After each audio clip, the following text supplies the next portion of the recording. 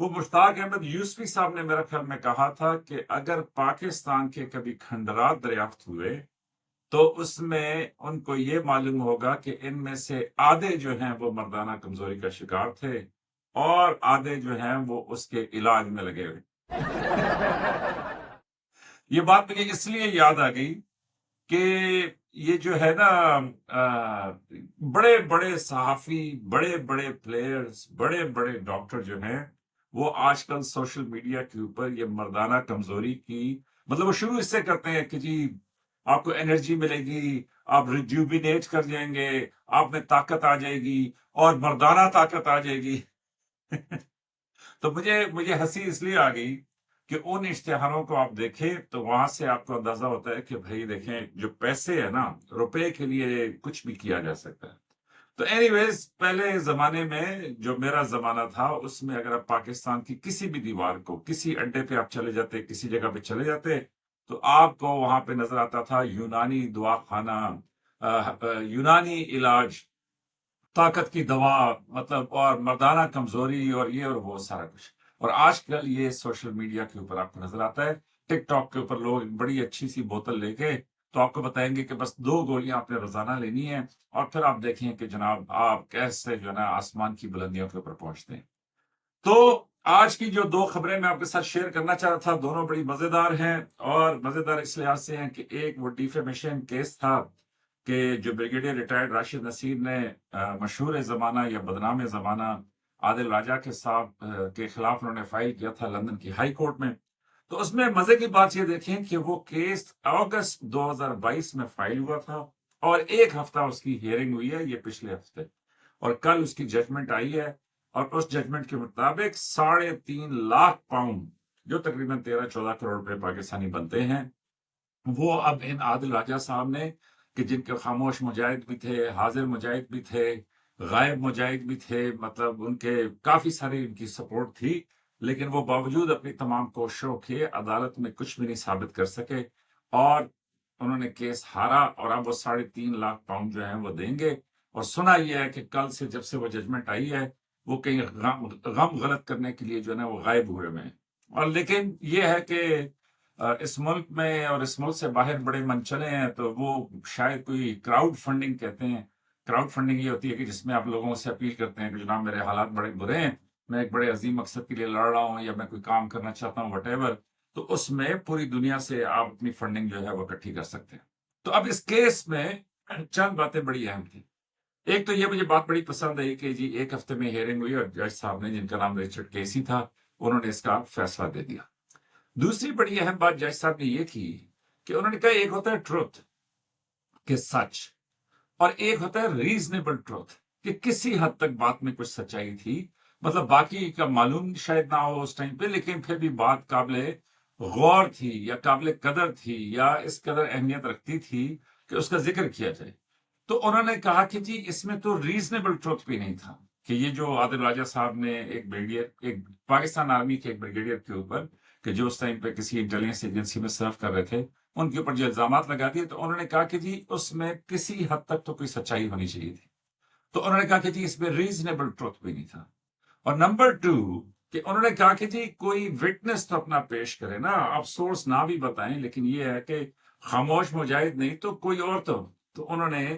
3 اور پیش کیے کہ جن میں ایک وہ اکبر صاحب ہیں امریکہ سے، ایک شاہین صاحبائی صاحب ہیں اور ایک اور پھر وہ شہزاد اکبر صاحب ہیں۔ اور ان تینوں نے بھی عدالت میں جا کے کہا کہ جناب اتنا نہیں ہمیں کوئی معلوم تھا، یہ خود ہی جو بھی کہانیاں یہ مونگیاں مارتا رہے، لیکن ہاں ہمیں یہ ہے کہ جی پاکستان میں رول کم ہو، جیسا ہم نے کہا وہ دیکھیں وہ ایک علیحدہ بات ہے کہ آپ کہیں کہ جی فلاں ادارے کا رول کم ہونا چاہیے، وہ ایک جنرل کامنٹری ہے، وہ آپ کر سکتے ہیں، لیکن آپ نے ایک بندے کے اوپر یہ الزام لگا دیا کہ اس نے ججز کو قابو کر لیا، اس نے جو ہے پورے سسٹم کو ہائی جیک کر لیا، یہ کسی کے اشاروں کے اوپر ناچ رہا تھا اور اس نے جو ہے نا اربوں روپے دولت بنا لی اور یہ سب کچھ، اور مطلب وہ 10-15 ٹویٹس تھیں کہ جنہوں نے لگاتار کی، جنہوں نے اس ٹائم پہ بڑی سنسنی پھیل گئی۔ وہ اس لیے کہ ایک فوج کا ریٹائرڈ میجر جو ہے وہ یہ باتیں کر رہا تھا،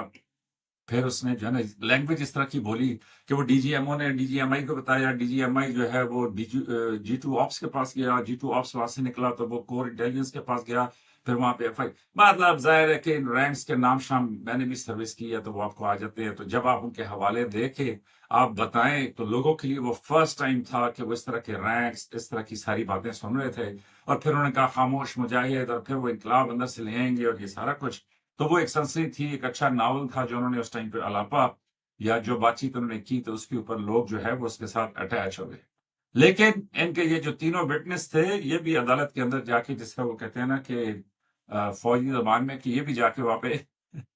جج کے سامنے بکری ہو گئے. انہوں نے کہا نہ، ہمارا ہمارا تو کوئی تعلق نہیں ہے اس کی باتوں کے ساتھ. اچھا، تو ایک ہفتہ ٹرائل ہوا، اور ٹرائل ہونے کے بعد جج نے وہ سارے کے سارے جو الزامات تھے، جو ریکویسٹ تھی بریگیڈیئر ریٹائرڈ راشد حسین کی، اس کو اپ ہولڈ کیا، اور 50,000 پاؤنڈ وہ ادا کریں گے بریگیڈیئر صاحب کو، جو کہ میرا خیال ہے ان کے لیے کافی اچھی رقم ہے. وہ اس کے اوپر کافی اچھا انجوائے کر سکتے ہیں، کوئی چھوٹے موٹے اپنے کام جو ہیں وہ کر سکتے ہیں. اور 3 لاکھ پاؤنڈ وہ ادا کریں گے ان کے وکیلوں کو. اور یہ مجھے بات بڑی پسند ہے کہ ٹھیک ہے، آپ اگر سچائی کے اوپر ہیں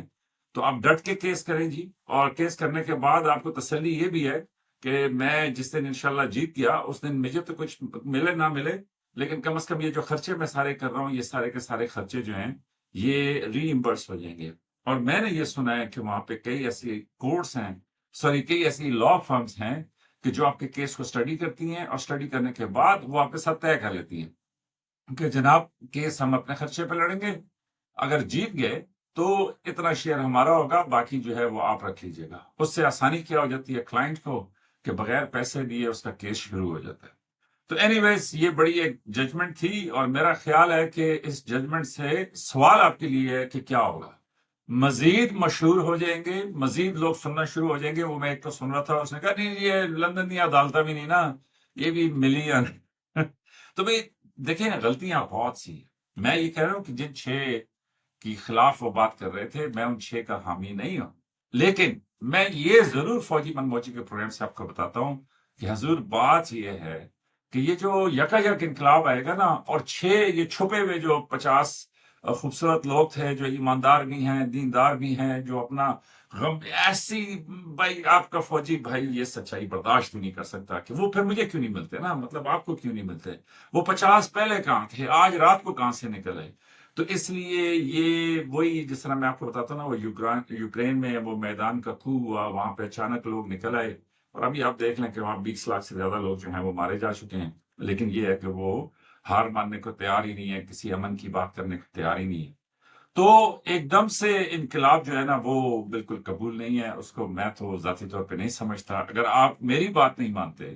تو وائی نیشنز فیل ایک بڑی اچھی مشہور کتاب ہے، اس میں اس طرح کے نا 30-40 انقلابوں کا ذکر ہے، اور اس میں اس کا کنکلوژن یہ ہے کہ جو آتے ہیں وہ پہلے والوں سے مہا درجہ زیادہ ظالم، زیادہ بے وقوف، زیادہ احمق، اور زیادہ لالچی، اور زیادہ کرپشن کے وہ کرتے ہیں، اور وہ زیادہ لوگوں کو نقصان پہنچاتے ہیں. تو اینی ویز ایک تو یہ تھا. دوسرا کہ آج کا دن بڑا اہم ہے، اس لحاظ سے بڑا اہم ہے کہ میں نے آپ کو بتایا تھا کہ 10 کو آج ضرور جانیے گا کہ نوبل پرائز کا کیا ہوا. اور مجھے وہ نور ہدا صاحبہ کا کامنٹ نظر آیا کہ جس میں انہوں نے کہا کہ جی لمبی اور ٹو دی پوائنٹ بات کیا کروں. تو ٹو دا پوائنٹ یہ ہے کہ میرے لیے یہ بڑا دلچسپ معاملہ ہے کہ ایک شخص جو ہے وہ امریکہ کا صدر بھی بن جائے، لیکن جس طرح وہ کہتے ہیں نا کہ کڈ ان اے کینڈی شاپ، کہ بچہ جس طرح وہ ٹافیوں والی دکان میں ہوتا ہے نا، وہ کہتے ہیں نہیں نہیں نہیں، یہ تو میں نے ساری لے لی ہے نا، لیکن وہ جو اوپر لالی پاپ پڑی ہے وہ بھی میں نے لینی ہی لینی ہے. تو ٹرمپ صاحب کا حال بھی یہ ہے کہ وہ امریکہ کی دوسری بار صدر بن گئے، دنیا کی مطلب فری ورلڈ کے اتنے بڑے لیڈر، دنیا کے طاقتور ترین انسان، دنیا کے سارے مالیاتی نظام کے کسٹوڈین، لیکن اس کے باوجود نوبل پرائز ہے کہ جو انہیں چاہیے ہی چاہیے. تو بہرحال آپ یہ بھی دیکھیں کہ ان کی خواہش اتنی شدید ہے کہ کسی اور وجہ سے غزہ میں، اور یہ جو فلسطین کا ہے معاملہ اسرائیل کے ساتھ، اس کے اوپر بہتری نہیں آئی. لیکن اس خواہش کو پورا کرنے کے لیے کل وہ آپ نے سنا ہوگا کہ جی حماس اور اسرائیل نے اپنے وہ جو فیز 1 ہے ان کا پیس ڈیل کا، اس کے اوپر سائن کر دیے. تو یہ ہوتی ہے امریکہ کے صدر کی طاقت کہ جب ان کو کوئی لولی پاپ چاہیے تو آپ دیکھیں کہ انہوں نے وہ جنگ بھی رکوا دی. تو اینی ویز یہ تھا آج کا فوجی منموجی. اپنا خیال رکھیے گا، اور میں ذاتی طور پہ ضرور دعا کر رہا ہوں کہ ٹرمپ صاحب کو مل جائے نوبل پیس پرائز، وہ اس لیے کہ وہ اتنے اہم ہیں کہ آپ کی ہم سب کی زندگیوں پہ کافی فرق ڈال سکتے ہیں۔ تو اپنا خیال رکھیے گا، لائک سبسکرائب اور شیئر کریں۔ آپ کی محبتوں کا بہت شکریہ۔